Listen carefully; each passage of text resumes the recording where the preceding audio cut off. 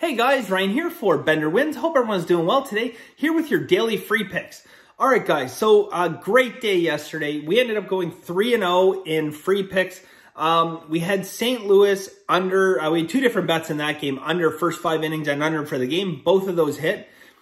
We had Vegas Knights last night that got it done in easy fashion. And we had St. Louis money line in baseball. Same game, the Cincinnati-St. Louis game.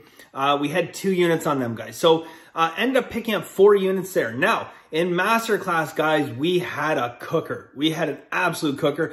We went 8-1. We hit our 2-unit play, and we hit 3 dogs, okay? We ended up hitting, the first dog, small dog, plus 105. We had Washington and the Islanders. I said, look, Washington Islanders, guys, last game, they played to a 0-0 tie. I have a nice system on it, over 500 games, 11.2% ROI. So we took the over there, got plus money. Only reason we got plus money on that game, last time they played a 0-0 game, and the public loves going back on teams after 0-0 games, not us. We had Miami in baseball, plus 135, got it done. And the best one yesterday, we had Seattle, plus 183. And in fact, our only loss, the only thing that kept us from an absolute spot-on perfect day was the Boston-Seattle under game again, where, once again, in the 9th inning, they blew up for some runs. But here's the real pisser about that game, guys. And if you guys are in the Facebook group, you know I was a little steamed about it. Because, look, I don't mind losing a game. You know, shit happens in baseball. But when I lose because of stupidity on a player's part, that bothers me. If you guys watch the game, I post a little video on Facebook. So if you're in the Facebook group, Bender Wins, you can see it on there. But basically, the ball's hit to the first baseman. Tons of time to get the runner.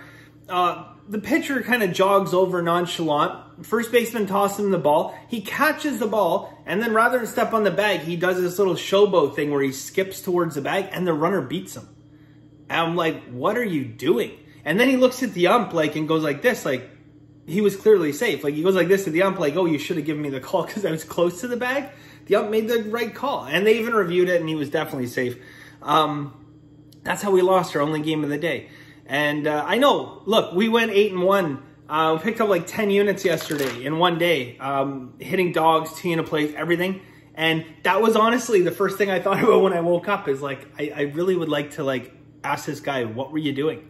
Anyways, that's neither here nor there. So look, after a crazy day like yesterday, guys, hitting lots of underdogs and 2-unit plays, etc., etc. Very excited for today. You know, looking for another huge card. And I struggled to find a lot of value today. The games I did find, I like, but I was only able to identify 6 plays. And, you know, I worked as late as I could before I finally passed out last night. I was exhausted before I finally passed out, and then picked it up again early this morning. And some of the games I went over and over and over many times. Look, I had 4 or 5 more plays, but ultimately I just decided that, you know, the value was too thin, or I felt that, you know, something was slightly off about a game. So, you know, I ultimately laid off. But I do have 6 plays. So here's the breakdown, guys. I have 2 free picks, 4 additional plays in Masterclass. If you guys are interested in Masterclass, guys, benderwins.com. It is $99 a month, and you get my full card of picks every single day. Okay? Yeah, let's get cracking today, guys. So first off, man, they keep waiting and waiting. They push the time back later and later before they put the lines out for the Cubs game. I knew unfortunately this is kind of what we were going to be looking at for this game. I was hoping to see 7, you know, maybe, you know, 7.5.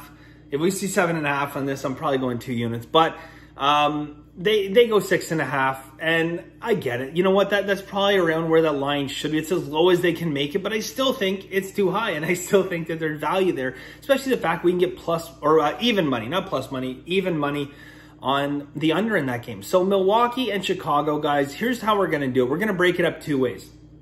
We're going to bet half a unit under 6.5 plus 100, and then we're going to go half a unit under 3.5 minus 125 for the first 5 innings, okay? Pardon me. First 5 innings, under 3.5, minus 125 for half a unit. And we're going to go half a unit on the full game under 6.5 plus 100. Okay.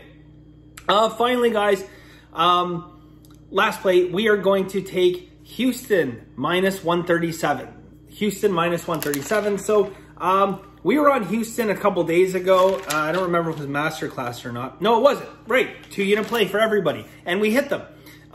Then I think it was funny. So, I mean, you guys saw that game a couple days ago. We hit our 2-unit play on Houston. But, I mean, it was a struggle. The only time they had the lead was when they won the game for us.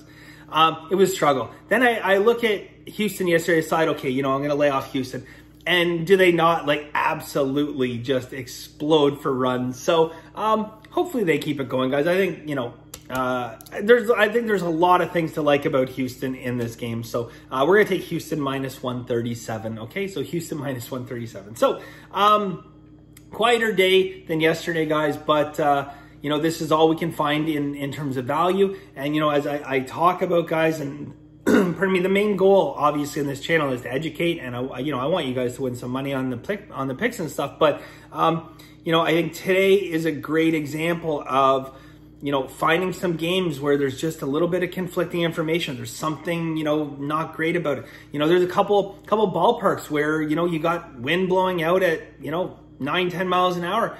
But at those particular ballparks, wind blowing out doesn't really affect the flight of the baseball all that much, right? And there could be a lot of reasons for that. You know, the architecture of ballparks, et cetera, right? So anyways, I will say one more thing, guys. Look, you can bet, there's a lot of situations at Wrigley Field you can bet the under, okay? If you're a Masterclass member, you know just about every situation that there is to know at Wrigley, okay? But I will tell you this, you cannot